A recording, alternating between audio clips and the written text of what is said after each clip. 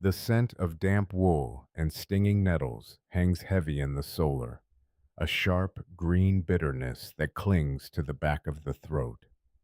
Silence is the only true currency of this room, yet it is shattered by a sound no one else can hear, the soft, rhythmic strike of a scarlet drop hitting the floor's dry rushes.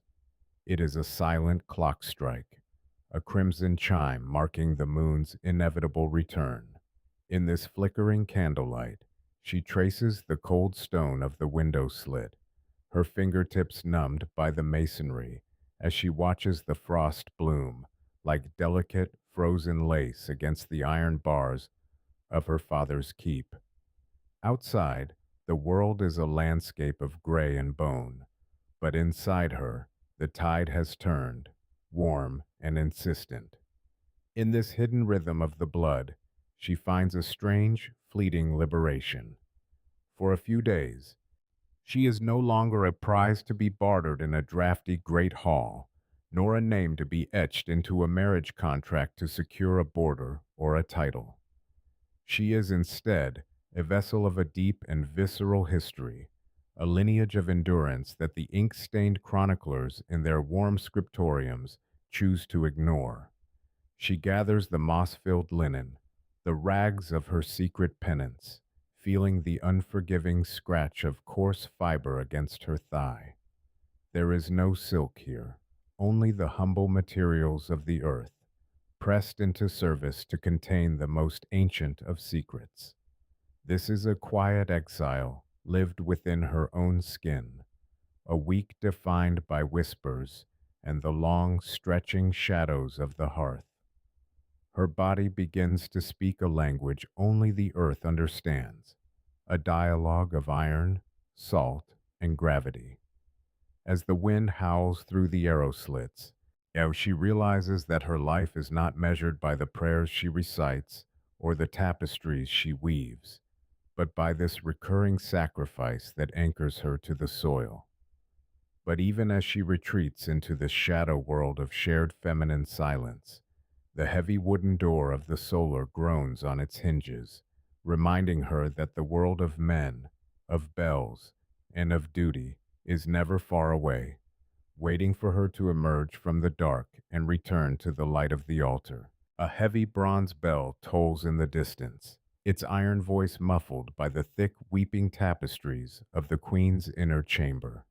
To the world outside, it marks the hour of prayer, but within these stone walls, the pulse in her own temples beats a louder, more frantic rhythm. The air here is thick, cloying with the scent of dried lavender and crushed mugwort strewn across the floorboards, an aromatic veil meticulously woven to mask the unmistakable copper tang of the cycle that has arrived with the rising tide. It is a scent that speaks of the earth and the forge, a metallic reminder that even a crown cannot shield a woman from the raw, unyielding pull of her own nature. She moves with a heavy, deliberate grace, the layers of her wool kirtle weighing more than usual, as if the fabric itself has absorbed the gravity of her condition. Every step she takes across the rushes is a measured prayer, a silent defiance against the shame hissed from the cathedral pulpits, where men in gold-embroidered robes speak of Eve's transgression and the uncleanness of the flesh. They call it a curse, yet as she navigates the golden cage of the court, she carries it like a hidden scepter. The tension in the room is palpable. The ladies in waiting watch with lowered eyes, their silence a shared fortress, a pact of shadows that the kings and chroniclers will never truly penetrate. Standing before a silver chalice, she dips her fingers into a shallow basin of rosewater. She watches as the clouds of pink bloom from her skin and vanish into the clear liquid, a ghost of the life force she loses with every passing hour. It is a cycle of renewal, bought with a private, aching price, a covenant of iron and salt that connects her to every woman who ever knelt before an altar, from the lowliest milkmaid to the forgotten saints. This is the blood of the unwritten, a secret liturgy of survival that flows beneath the surface of history. But as the sun begins to dip below the battlements, the warmth of the solar fades, replaced by a biting chill that whispers of the hardships faced by those who have no rosewater to wash their hands and no tapestries to hide their pain. The fire pops and spits in the center of the peasant's hut, a dying ember gasping for air as it casts long, flickering shadows that dance like restless ghosts across the smoke-stained rafters. Here, far from the rosewater basins of the court, there is no scent of lavender to mask the raw reality of existence, only the smell of wet soot and the lingering musk of the livestock huddling on the other side of the timber wall. She feels the familiar, agonizing pull in her lower back, a dull and thrumming ache that mirrors the relentless turning of the heavy stone in the village mill. It is a weight that does not ask for permission, a gravity that anchors her to the mud-packed floor, even as the world demands she rise. In this dim light, there are no fine linens or soft silk bandages. There are only the reclaimed scraps of a husband's old tunic, worn thin by years of toil, and the stinging, medicinal warmth of a pennyroyal infusion held between trembling, calloused palms. She sips the bitter tea, the heat radiating through her chest, a small defiance against the damp cold that seeps through the cracks in the wattle and daub. The survival of her family depends on her labor, the kneading of bread, the hauling of water, the tending of the hearth. Yet for this moment, the machine of the household must grind to a halt. Her body has claimed its tithe, a tax of blood paid to the earth, demanding a stillness that feels almost like a transgression in a life defined by unending work. The wind howls through the thinning thatch above, carrying the sharp scent of rain and freshly turned soil, yet reminding her that she is tethered to the seasons as surely as the winter wheat or the fallow field. She closes her eyes, leaning her head against the rough-hewn post, embracing the heavy isolation of the hearth. In this space, the blood tide is not a source of shame, but a sacred, unspoken weight of womanhood, a secret rhythm shared by the many, yet carried by the one. But as the fire burns down to white ash and the shadows grow long, the silence of the hut begins to feel less like a sanctuary and more like a cage, one that the tolling bells of the nearby monastery are all too eager to lock from the outside. In the hushed, silver-blue light of the scriptorium, the steady scratch of a goose quill suddenly falters. The ink pools on the nib, a dark, trembling eye, as a sharp cramp blooms like a sudden ink blot behind her ribs.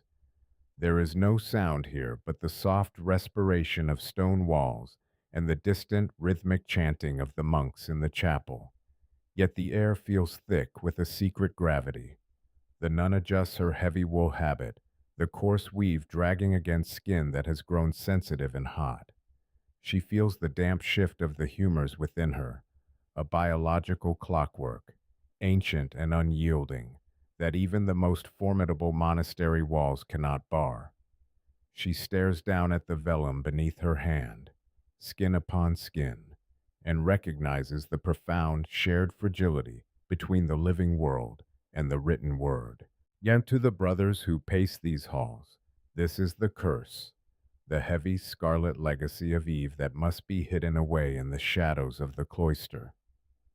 But as she breathes through the silver-cold silence, the pain begins to feel less like a punishment and more like a hidden liturgy, a prayer written in the marrow and the marrow alone.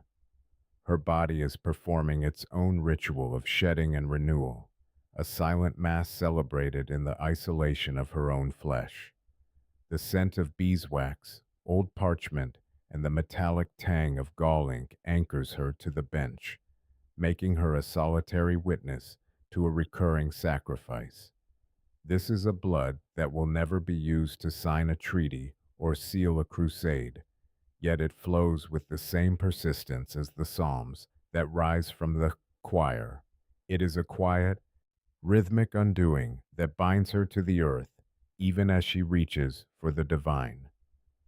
As the bells begin to toll for vespers, calling the faithful to their knees, she realizes that while the world outside is governed by the laws of kings and the decrees of the church, there is a far older law written in the bone. And out in the teeming marketplace beyond the abbey gates, that law is being navigated not with prayer, but with the grit of 1,000 invisible lives. The marketplace is a riot of color and noise, a chaotic tapestry of shouting merchants and braying livestock. But she moves through the surging crowd like a ghost, wrapped in a heavy cloak of secrecy and thick protective felt. The air is a thick soup of odors, roasted meats, horse manure, and sweet hay, but it is the heavy, metallic scent of the butcher's stall that suddenly catches in her throat. It is a visceral, jarring reminder of the fluid life leaving her own body in slow, rhythmic pulses, a secret hemorrhage hidden beneath layers of wool and the stoic mask of her face. While the world barters for grain and iron, she is navigating a private, internal architecture of endurance, feeling every jar of her heel against the cobblestones as a sharp echo of the tide within. She clutches a bundle of dried yarrow and shepherd's purse to her chest, her knuckles turning white against the rough weave of her wicker basket. These herbs are her only allies, the quiet medicine of the hedge and the field, sought to stem the flow and soothe the fire in her blood. Each step is an act of quiet defiance, a careful navigation of the invisible boundaries of uncleanness, etched into the air by men who sit in high stone chairs, fearing the very mysteries they cannot control. To them, she is a source of blight, a person whose touch could sour wine or blunt a blade. To herself, she is a fortress, holding the line between her public duty and her private collapse. The heavy bronze tolling of the cathedral clock marks not just the passage of the hour, but the persistent endurance of her hidden, aching grace. Around her, the bustle of trade continues. A merchant weighs salt, a child steals an apple, yet she exists in a parallel world of shadow and salt. She is an architect of her own survival, rebuilding her world even as it seems to fray at the edges. But as the shadows of the market stalls begin to stretch and merge into the coming dusk, the frantic energy of the day gives way to a colder, more intimate silence. The noise of the world fades, leaving her to face the approaching night, where the ritual of the moon demands a different kind of devotion in the sanctuary of the dark. Moonlight spills across the floor's rushes like curdled milk, cold and unforgiving, illuminating a small wooden bowl of vinegar and water that rests by the bedside. The house is finally quiet, the fire reduced to a low orange pulse. Yet for her, the true labor of the day is only just beginning. She unlaces her bodice with fumbling, heavy fingers, her body feeling like an overtuned lute string, stretched to the snapping point, vibrating with a physical tension that only the vast, indifferent dark of the night can soothe. In the stillness, every rustle of her skirts sounds like a confession, a secret whispered to the shadows that keep the world's unwanted truths. The ritual she performs now is ancient, a liturgy of the hands that predates the stone cathedrals and the gilded laws of men. There is the slow, methodical washing with the sharp, acidic water, the binding of fresh linens, and the careful tucking away of stained cloths into the deepest recesses of a cedar chest.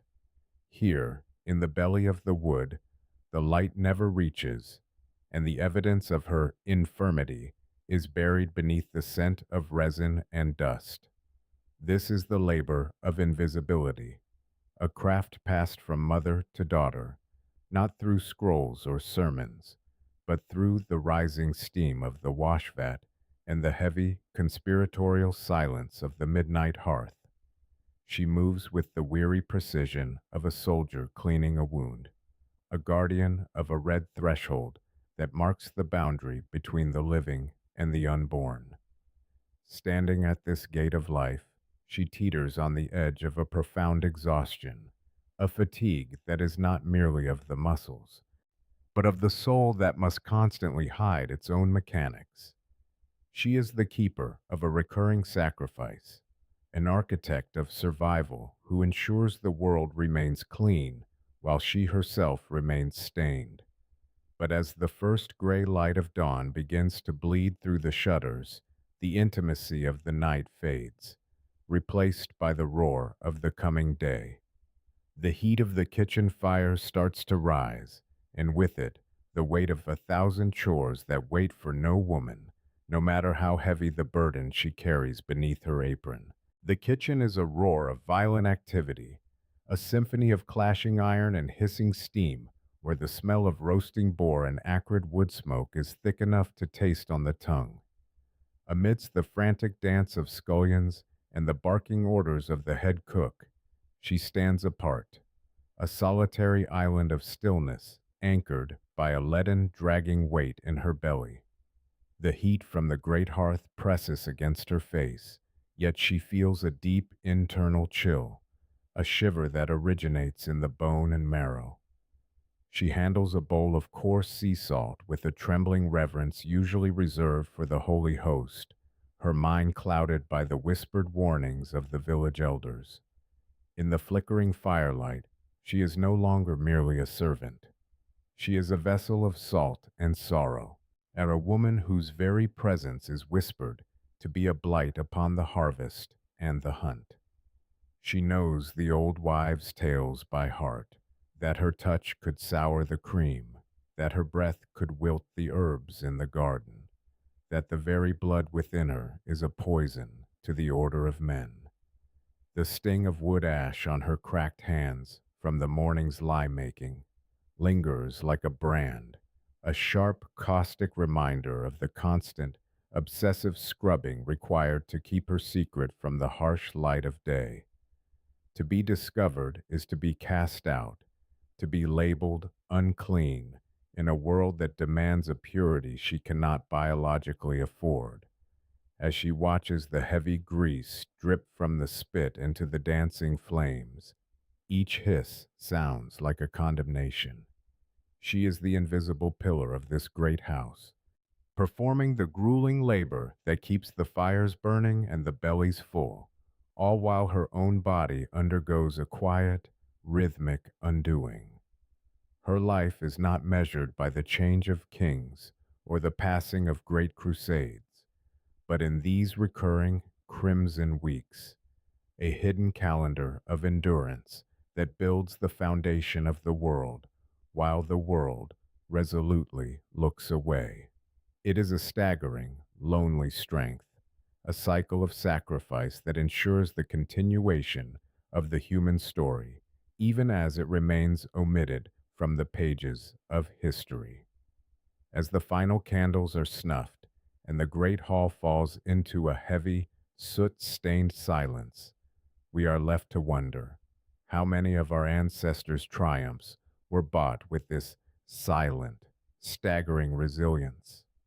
The echoes of their footfalls remain in the stone, a testament to the lives lived in the shadows of the moon, are waiting for a light that would not come for 1,000 years.